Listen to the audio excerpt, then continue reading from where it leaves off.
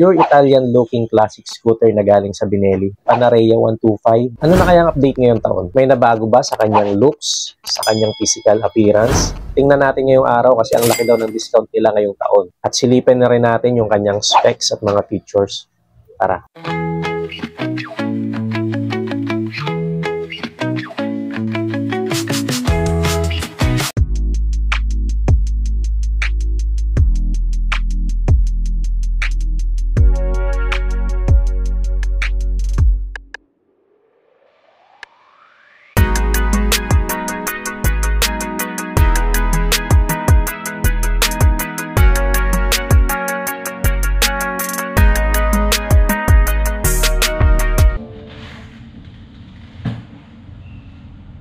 Bago tayo magpatuloy ay pakisubscribe naman ang ating YouTube channel. Tara, pasukin na natin to. I-walk around review na natin ang Benelli Panarea 125. Let's go! Sa looks nito ay syempre nasa kanya pa rin talaga yung pure na Italian looking dahil gawa nga siya ng Benelli na may pagka-elegante ang datingan. Sa mga hindi pa nakakaalam ay European brand talaga ang Benelli. Way back 1911 pa ito nagsimula at mula noong 1995 hanggang ngayon ay hawak na sila ng Chinese company. Kaya walang pagtatalo talaga sa looks nito na napakaganda talaga.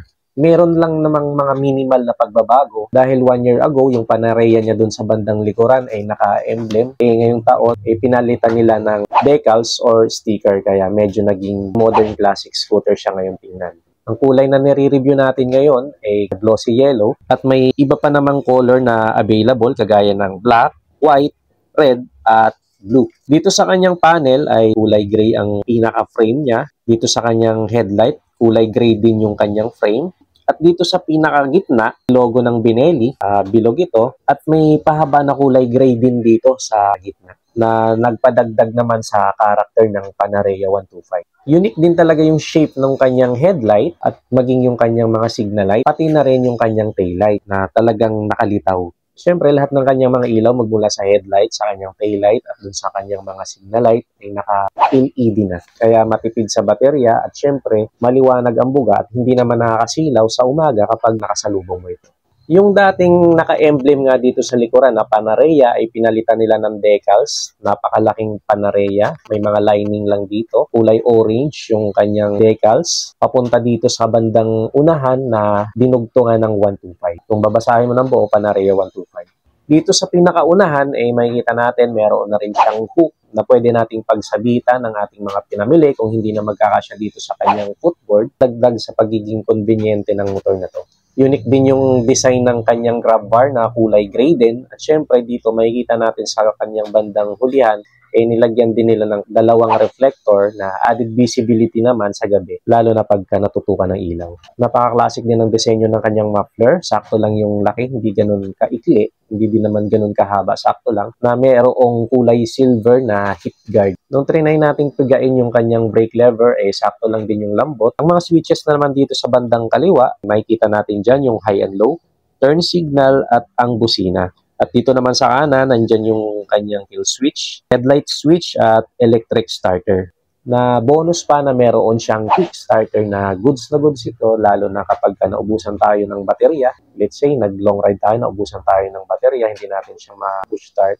Meron naman siyang kickstart na kahit nalobat yung battery natin ay mapapaandar pa rin natin yung ating motor. Sa kanya namang panel, kombinasyon ito ng analog at digital na talagang nagpapakita pa rin na meron talaga siyang pagka-classic scooter dahil nga may kombinasyon ng analog ang kanyang panel na napakalinaw nating makikita ang mga basic na information at mga indicator dito sa kanyang panel. At pumunta naman tayo sa puso ng motor na to, yung kanyang specs. 124cc ang kanyang engine displacement, single cylinder, single overhead cam, 4-stroke, 2-valve kaya matipid pa sa gas, at naka-FI na rin. Air-cooled na compatible naman sa mga gantong klaseng small displacement na pangtakbong pogi lang. May 6.3 kW at 7,500 RPM naman ang kanyang maximum power. at may 9.2 Nm of torque at 6,000 RPM. 9.0:1 ang kanyang compression ratio at 53.5 by 55 mm naman ang kanyang bore and stroke. Electric at kickstarter. Meron siyang 4.6 liter tank capacity na kayang ikonsumo ang 1 litro ng 40 to 45 km. At syempre, equipped na rin siya ng USB ready na charging port. No worries tayo sa mahabang biyahe kapag nalobat yung ating mga cellphone dahil pwede tayong mag-charge dito na pwede naman nating ilagay dito sa kanyang front pocket yung ating mga cellphone. Naka-ignition switch pa siya pero ang kagandahan dito ay meron naman siyang shutter lock kaya safe pa rin naman ito. Pag tiningnan naman natin ang kanyang underseat compartment, walang duda na kasyang-kasya dito yung half-face na helmet, depende sa design. Pero meron naman siyang helmet hook, dalawa, na pwede nating pagsabitan ang mga helmet kung meron man tayong ibang bagay na ilalagay dito sa compartment, kagaya ng mga essentials, payong, kapote o kaya tsinelas. Maganda na rin yung kanyang cushioning. Nung trinay natin siyang upuan, sakto lang yung lambot, hindi naman siya ganun katigas. At mas lalong nagpa-premium nung datingan ng kanyang upuan dahil litaw na litaw yung white stitches nito. Sa suspension nito sa harapan ay naka-telescopic fork at sa likuran naman ay telescopic coil spring. Ang mga gulong nito ay parehas na naka-tubeless, mags type na classic pa rin yung datingan. Makikita naman natin sa kanyang mga spokes na may sukat sa unahan na 100, 90 by 12 at sa hulihan naman ay 120, 90 by 12. So may kalaparan na rin yung kanyang mga gulong. Kaya stable na rin ito kapag ginamit natin sa mga malulubak na kalsada. Naka-disc brake sa harap na may 2-pot caliper at mechanical drum brake naman sa likuran. Perfect ito sa mga lady rider o kaya sa mga beginner dahil hindi kayo mahirapan dito na i-maniobra or i-park, kumbaga swak sa Pinoy dahil ang dimension nito ay may 1,820 mm na length, 690 mm naman na width at 1,090 naman sa kanyang height na may bigat lamang na 104 kilograms. Standard din ang sukat ng kanyang ground clearance kaya ligtas na ligtas ito sa mga malulubak na kalsada ng Pinas at sa mga higanting humps dahil may sukat yung kanyang ground clearance na 135 mm.